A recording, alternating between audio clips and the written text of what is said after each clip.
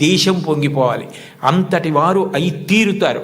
అందుకేనేమో వయసు రీత్యా, అనుభవం రీత్యా, జీవితంలో ఎన్నో విషయాలు ఎన్ని వేల మందితోనో సమన్వయమైనటువంటి అంత అనుభవంతో, అంత ఆర్తితో మీ అందరూ వృద్ధిలోకి రావాలని, కేవలం చదువు కాదు దానితో పాటు మీకు నైతిక విలువలు అందాలని, మీరు మంచి పిల్లలని పేరు తెచ్చుకోవాలని ఎంతో తాపత్రయపడి, ముఖ్యమంత్రి గారు నిజానికి నేను ఎక్కడో నెల్లూరులో ఉంటే నాకు ఫోన్ చేసి మీరు ఈ పని చేసి పెట్టాలి అని అడిగితే, నేను ఎక్కువ ఆధ్యాత్మిక ప్రవచనాల మీద ఆసక్తి చూపిస్తాను, కానీ ఆయన అంత ఆర్తిగా అడిగినప్పుడు పిల్లల కోసం నేను చెయ్యగలిగినది చేసి పెడదామని తప్పకుండా చేస్తానండి అని వారిని గౌరవంగా కలిసినప్పుడు వారు నాకు మొట్టమొదట కోరినది ఏది అంటే, కుటుంబ విలువల గురించి తప్పకుండా చెప్పండి కోటేశ్వరరావు గారు, ఇంట్లో తల్లిని, తండ్రిని, గురువుని, తోబుట్టువుల్ని గౌరవిస్తే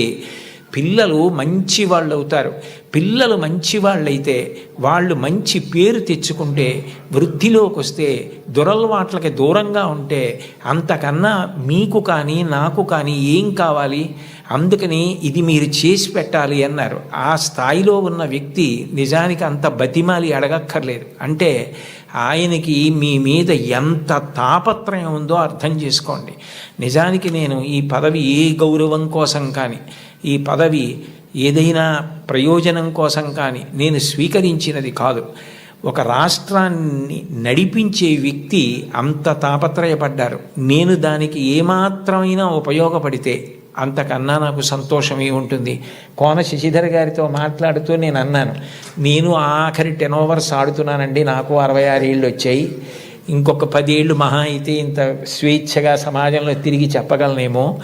ఈ సమయం నేను పిల్లలకి కొంత కేటాయించి చేయగలిగితే నాకు అంతకన్నా ఆనందం ఏముంటుంది అని ఒప్పుకున్నాను. కాబట్టి నేను చెప్పిన ప్రతి మాట నా గుండెల్లోంచి వచ్చింది తప్ప నా నోట్లోంచి వచ్చింది కాదు.